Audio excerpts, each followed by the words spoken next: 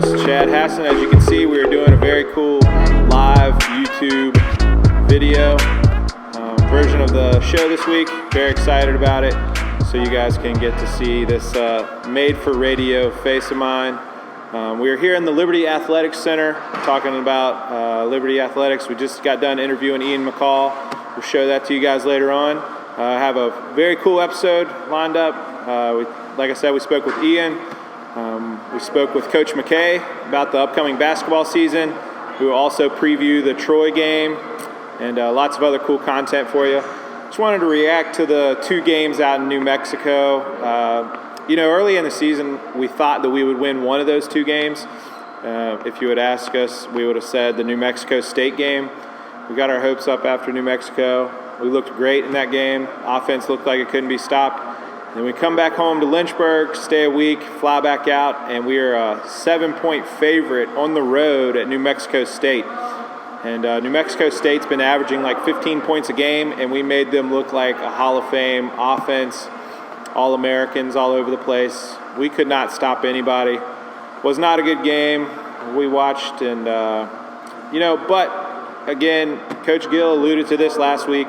That's tough to do. Go out to New Mexico twice in a row. He said it was probably his biggest challenge in his history as a coach. So, it was a game we really wanted to win. We really should have won. Had we played better, we would have won.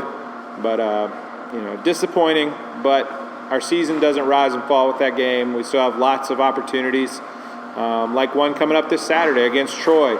Troy is a good team. We'll preview that later. But we have an opportunity to really right the ship and get back on track with Troy this weekend. So let's go ahead and watch that Ian interview, and we'll be back. Hey guys, it's Chad, and we are joined by Athletic Director Ian McCall. We are standing in the second floor of the Liberty Athletics Center, right outside of where Ian's office is. So we thought we'd come up here and talk with Ian leading up to the big Troy game. Ian, good to see you. Great to see you, Chad. So the first three games we had were affected quite a bit by weather, and there was lots going on with leaving the stadium, coming back in. So what have you and your staff done to prepare for another weather event, and what have you kind of learned from those events we've had so far? Yeah, well, certainly those the two games we played were the crowds were certainly affected by, and the attendance affected by the weather. That certainly hurt us, and of course the Norfolk State game had to be postponed to December 1st. So we've had our weather challenges through September. Operationally, that does put a lot of stress on our staff, and I think there's some things we did well. There's some things we learned that we can do better. And I'm just excited to look at the forecast for Troy State. It looks like we're going to have beautiful weather on Saturday.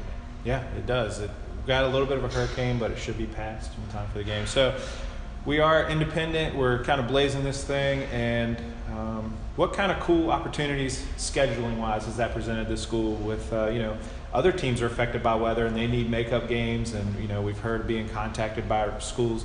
Has that flexibility been a big plus, and how can you talk about just maybe some of those opportunities that we've taken advantage of? Yeah. One of the biggest advantages of being an independent is the scheduling flexibility. That's something that Notre Dame and Army and BYU have taken advantage of over the years, is that you can build your own schedule. You're not locked in 8 or 9 conference games. So that's been a positive for us, obviously, this year with games like Army and Auburn and Virginia. Those are attractive games for our football program, for our fans. So being able to do that is something that we've had the flexibility to do as an independent. And certainly building some of those relationships with Power 5 schools is advantageous for us, and hopefully will be helpful for us down the road. Very good. So Troy is coming up Saturday. I guess today is Tuesday. So we got a couple more days. Is the stadium going to be ready? I know I was over there for the North Texas game. Had some things left to do, but originally we were trying to get Troy game. We're going to be ready? Yeah, the stadium project is complete. There's a few punch list items, as there always is when you wrap up a project. But as our fans arrive on Saturday, the east side press box will be complete, and that's really the final major component of the stadium. So we're excited to play our first game and complete at Williams Stadium on Saturday. So we're going to shift to basketball a little bit. The season's upcoming. We're actually getting ready to get to speak with McKay here in a minute.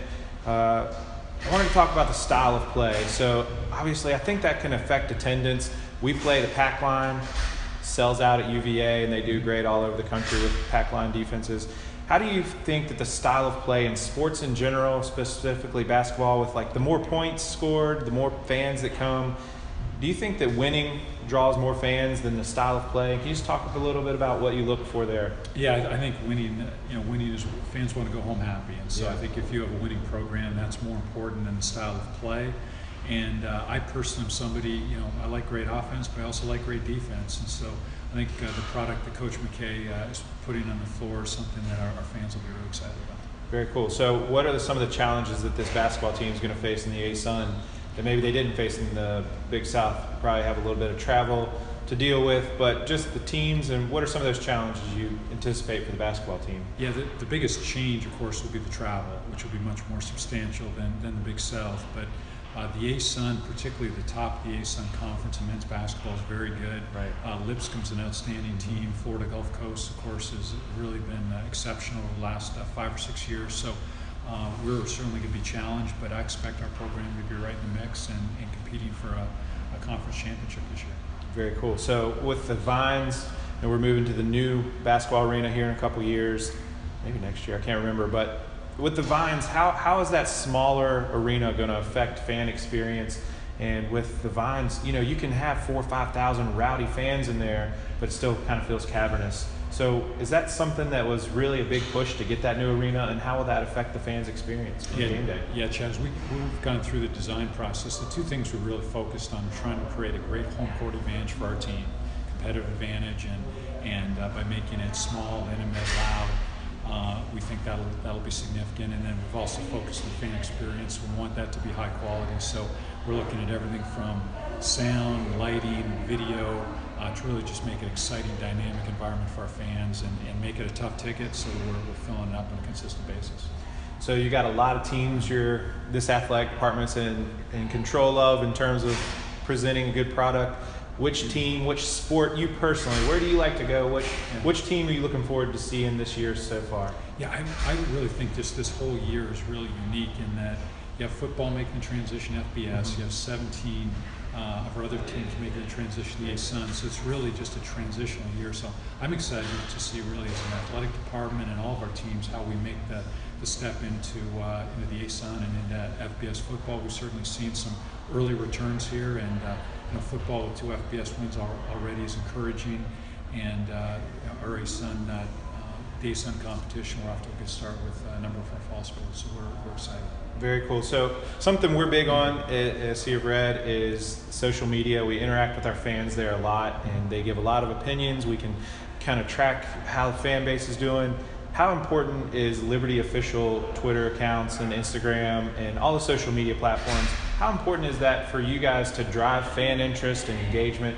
Do you guys view that as a great opportunity and a tool? Can you speak a little bit about your target there? Yeah, well, just as you've seen with the Sea of Red, so much is online, so much is in social media right now. We're certainly cognizant of that. So we've really invested a lot of resources, for a department our size, into the social media realm. So Twitter, Facebook, Instagram.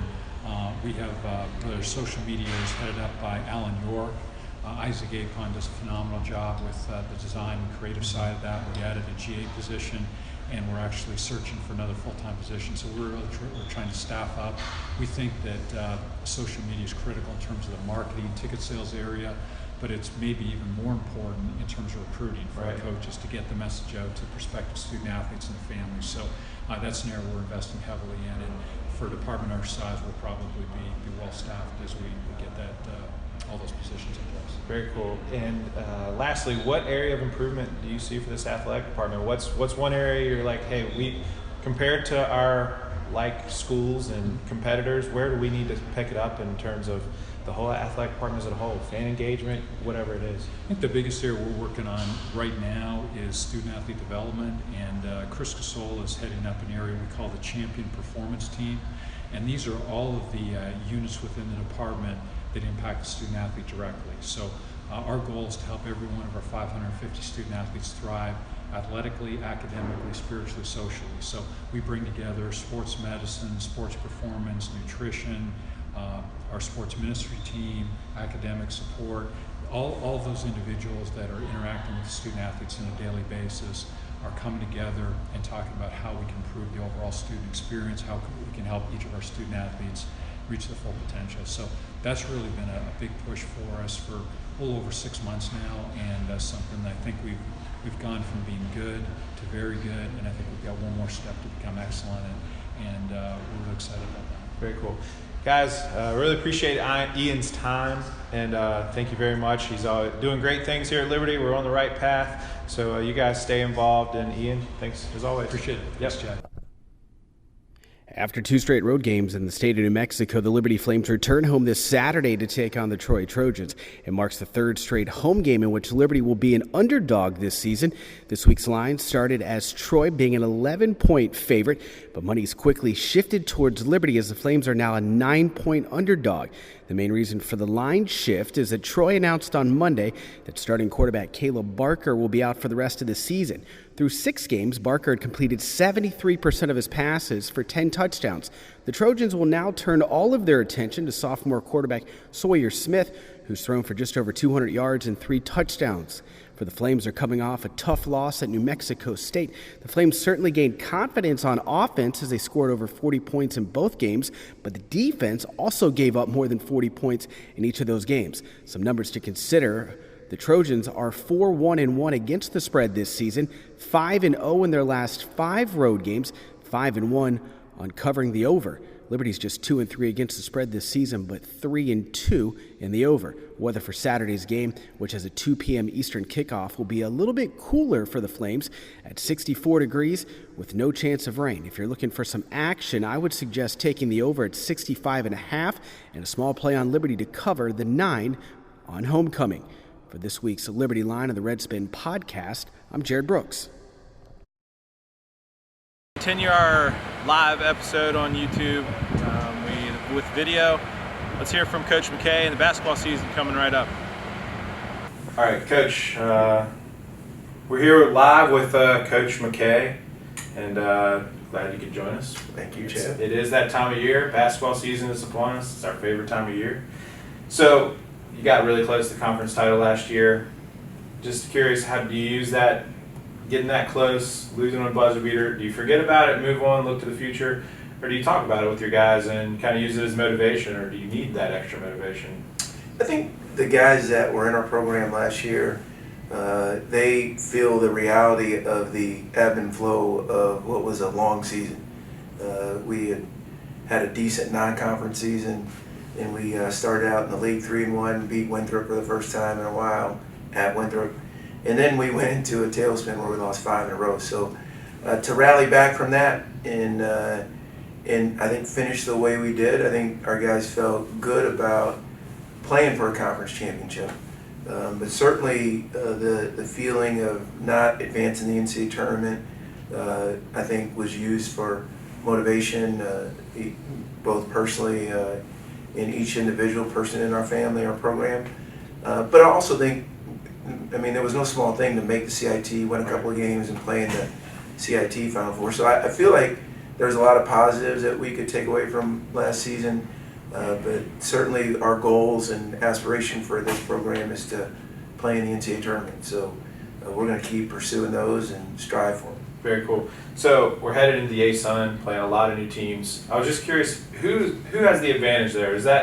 Does Liberty have the advantage playing, this style that they probably haven't seen, or do the ASUN teams have an advantage because Liberty has to play a bunch of new teams this year that you haven't really seen recently?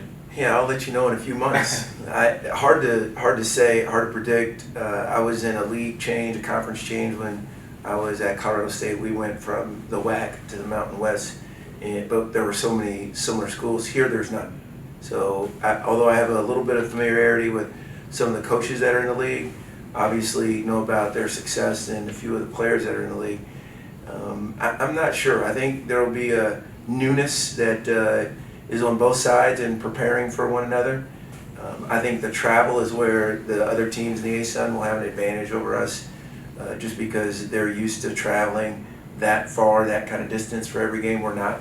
And we're now in a league where we take a flight every time we go on the road, whereas when we were in the Big South, we took a bus for each road game. So I think there's some differences there that we'll have to navigate and get used to. But that was one of the reasons why we chose to play such a challenging non-conference schedule, because we felt like we were going to need to be prepared for what I know will be a really competitive conference season. So we haven't played a game yet, but how has the ASUN affected your brand when you're on the road talking with coaches, recruits? How has the ASUN affected your brand so far? Yeah, I wish I could answer that. I'm just not sure. One of the things we try and do is to recruit a little bit further ahead and project guys. So we kind of had some people in mind that we were recruiting even before we made the change in conferences. I do think there's a familiarity with FGCU in Dunk City. I think that's still on the lips of coaches or guys that remember that run that the Eagles made.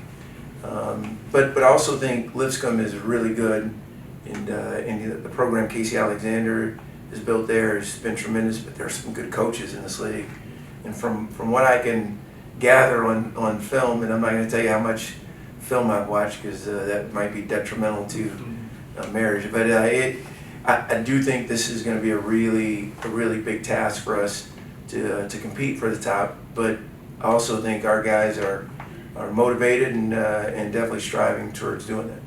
So Henry's been posting a lot of good videos online about these guys working hard. They're kind of doing some crazy stuff sometimes.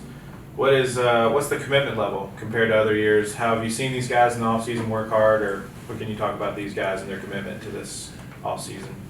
The thing that I think is unique about this group is the kind of character each of them possess. It's fabulous. It's team first. We have a saying that one of our pillars is teamship, we over me. And these guys not only know the words of that pillar, or the phraseology, if you will, man, they live it. So I think that is it's unique in how unbelievably rare it is. I just don't think you get 13 or 14 guys to be this selfless. Now, we haven't played a minute, and maybe it'll change, but I love that about them. Maybe had a little bit of a setback at the beginning of last year, not playing international ball this summer. How can you compared him to London Parentes at one point, his freshman year, how he played, took care of the ball. What can Georgie do to get back to that same point guard, distribute, take care of it, not turn it over? This is from obviously just a fan's perspective. I don't see the daily things. Yeah, first of all, to compare him to London is a high compliment. London was a terrific guard, one of the all-time winningest players in UVA basketball history, and that is a long history. Our basketball history doesn't span that many years, but Georgie's already affected winning in our program. I think he's, after 2 years, if he continues to win at the rate he's been winning, I think he could graduate the all-time winningest player in our program. So hence the reason for the comparison. I think Georgie had a good year last year. I think the expectations of him rose, and I do think there was a juncture in the season that he was worn out. And when you don't have any time off from basketball, I think it not only can affect you physically, that's the obvious, but the mental preparation it takes, and how much responsibility he felt. We didn't have a lot of depth in the backcourt, and I think he bore that responsibility fairly hard. So, but as a coach, looking back on his season, I thought he performed well, and he's had a terrific preseason thus far. So, very optimistic and very confident in what Georgie brings to our program. Very good. Brendan is 7 foot of surprise to us fans. You guys see him. Where can he impact? We envision him as a, rim protector in the pack line. What do you guys seeing from Brendan? What can he bring to the team this year? Brendan is as pure as there is. I love him. He's got such a sweet spirit about him, and he is really pursuing improvement. I think the more he plays against competition like he's playing against on a daily basis in our program, the better he's going to get. I'm not ready to throw him in there, and he hasn't earned the minutes that Scotty James or Maya Baxter-Bell or Blake Preston have earned, but Brendan's going to get minutes in our program eventually. I'm not sure when, but like I said earlier, he's got to earn them in practice, and he's done some terrific things, and he's improved significantly. but there's still more room for improvement for him and his impact to be felt on a regular basis, especially in games. Very cool. Yeah, we're looking forward to seeing Brendan. We're both from Roanoke and got to play against him some, coach against him. He's a lot of guy there in the middle of the paint. So we're going into a tough non-conference schedule. I know you've talked a lot about that already. Just with that mentality, we are going to be the underdog by Vegas's standards going into a lot of these games. How do you prepare your team mentally, keep them motivated, and set proper expectations for our fans and your team? Yeah, well, for us internally, it's easy. Our approach to playing in a game is we're going to give our very best, and if our best isn't good enough, then that other team is going to walk away with an outcome on the scoreboard. But if we give our very best and we're not the victor, I'm going to clap my hands and say, well done, guys. It's when we're not giving our very best, or we're coaching effort, or we've got self-inflicted wounds from not defending the right way, or turning the ball over, or taking, having a poor shot selection. Those are details that I think for a coach that we want to make sure we don't have an excuse for, because to me those are the details adding up that usually promote the desired outcome. But all that's a process. I know it's coach speak, but we like to think that there's faceless opponents, but we can't. I'm only responsible for our team and what it does. I can't coach at Georgetown or Alabama or Vandy or Kent or Navy or UCLA, or I think those are all the road games. I'm worried about the guys with Liberty on their jerseys, and if we just do a good job of what we do every day in practice, we'll see if that's good enough.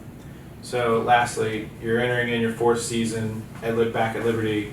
What are some of the key indicators you look at to say, hey, this program's still on the right trajectory, we're still on a positive growth rate, and what are some of the things that you like to gauge your overall health of your program? Well, first of all, I leave the evaluation of our program to those who are in charge. So I'm not worried about expectations of others, just simply because of how competitive I am. And to me, the barometer is our definition of success is are we developing the whole person in our program, in the individual lives of the players that reside in Liberty's basketball program. And I'm honored by the kind of young men that we have, and I'm surrounded by a tremendous group of assistant coaches and support staff, from the administrative assistants to the managers. We just have a healthy family that way. So I love coming to work every day, enjoying what I'm doing. No one wants to win more than me. I've got a competition problem that's well documented by people that I've played against. And I say that facetiously, but it's also tempered by Christ in me. I want to honor what He's given me in terms of talent and gifts. And I think I heard it said best. Coach K was speaking to the USA basketball team right before they started their exhibition season a couple of years ago, and this was a Jay Billis thing. And he said, Coach K said to the players, "There's going to be a gift in your hotel room," and the gift was their USA basketball uniforms left out. And he said, if you're not careful, because of all that we've been given in the game, you can take this for granted. He said, never take special for granted. And boy, I think that's a great word in the life of a believer. I think it's a great word for those of us who get to work at Liberty. I think this is a really unique place, and feel privileged to have the reins that we've been entrusted with, and hope we can continue to build great young men that can impact our community. And hopefully by what we do as a basketball team, we'll influence others, and our light will shine brightly. Cool. Thanks, guys. That's all for Coach McKay. It's going to be a good season. I don't think the preseason projections have come out yet, but we're going to be up near the top. You guys come out and watch Coach McKay, support these student athletes, and should be a fun season to be a part of. Thanks, Sheriff. All right, next we're going to listen to John's list. John and I got together, since it is basketball season coming up, John and I got together and put together the 3 most important players for this year's basketball team. All right, we're doing a live video version of John's list. So we have with us the owner, operator, and founder of Sea of Red. This is John Manson. Glad he could join us. We are here again in the Liberty Athletics Center, LAC. What a beautiful facility. This is where all the athletic offices are. We've got a nutrition bar over there, weight rooms. The athletes got it made over here. And so we're going to record top 3 most important basketball players for this upcoming season. As you heard earlier, we're going into the ASUN, playing a bunch of new competition, and we're going to list the top 3 most important basketball players. So John, welcome, and who do you got as number 3? Thanks, Chad. I think that's pretty cool how you're doing this video. It'll be fun to see how this thing comes together, and hopefully we can do it some more in the future. But yeah, number 3, I'm going to go with Caleb Homesley. He's a guy, obviously very talented, coming off some injuries last year, or it's actually been a year and a half ago now, where he tore his ACL. Second time he's done that. And if he told me earlier this month, during training camp, that he's looking at, he's 100% healthy now, and he has the potential to be an all-conference type level performer. And last year he was limited to just being a role player off the bench. But if he's able to take that next level and take that next step and be a starter and all-conference type performer, this could be a team that not only competes for the ASUN Conference Championship, but they'll also be able to compete and maybe even have a decent a bid and seed into the big dance if they win the ASUN. Yeah, I remember Caleb's freshman and possibly sophomore year before he got hurt. He was one of our most – he led the team in every category. Remember, he was the leading rebounder, leading assist, leading – wasn't that right? And leading points. He was just so then that unfortunate injury. So you're right. If he came back, if he truly is 100%, that would be very important to this year's season. Number 2, I'm going to go with Georgie Pacheco Ortiz. Georgie's the point guard. It all starts with him. He has the ball in his hands a lot. I talked with McKay earlier. Georgie turned the ball over a lot last year compared to what we got to see him do his freshman year. He went 4 or 5 games without turning it over. So if Georgie can control the tempo of the game, obviously the pack line is very important, that we control the pace. So if Georgie can handle the ball, control the pace, get us in an offense, that's going to be huge and important to this team's success. And McKay compares him to London Parentes and just talks about the all-time winning record that Georgie has. I didn't know that if we continue the pace, win percentage, McKay says Georgie has the chance to be the all-time winningest player in program history. It makes sense. He came in as a freshman and they won a bunch of games. So, yeah, Georgie, very important to this season. Hopefully he can take care of that ball and run the show as a point guard. Yeah, number 1, I'll go with Scotty James. I think it's obvious. He was Liberty's best player towards the end of the year last year, especially down in the tournament. He just, became a beast. He could score 15, 20 points a game, double-digit rebounds. This is a guy that, coming in the ASUN, he can do the same exact thing, take over games, attract double teams, in the post, kick it out to other guys like Cabell, Georgie, Caleb, other shooters on the perimeter. And, he's just a guy that can make the entire team better, having that post presence, something that Liberty hasn't had. He's also picked it up a lot last year on defense, altering shots, rebounding, like I mentioned already. But he can also, alter shots, block shots, and become a, intimidator, in that pack line, in the post, that we haven't really had under McKay's first couple years here. Yeah, he's surprisingly athletic down there. Once he gets there, he can really get up and contest some shots. So, all in all, really looking forward to a good basketball season. This team is deep. They have some talent. Some of the incoming freshmen are going to make impacts. But some of the honorable mentions, Lavelle, Cabell, is obviously going to be an impact player. He's probably our best on-ball defender, probably our best scorer. So how we left him off this list, I don't know. But Lovell's going to have a good season. Lavelle is going to have a good season. And looking forward to, I think the ASUN preseason polls come out in the next couple of weeks. We're looking to be in the top 3 or 4 of that. And then, Lipscomb and those guys are good. But those 3 players we mentioned should have a huge impact. And, John, appreciate it. Thanks, Chad. Okay, so we have Troy coming to town this week, and it's going to right here at Williams Stadium. Place should be packed out. Looks like it's complete. Ian told us that it was all going to be taken care of, and everything else just thank you guys for watching so much. This is a lot of fun to do. It took us all day, and we're kind of rookies at this video thing. So appreciate all you guys watching and listening to the podcast. And see you Saturday. Go Flames.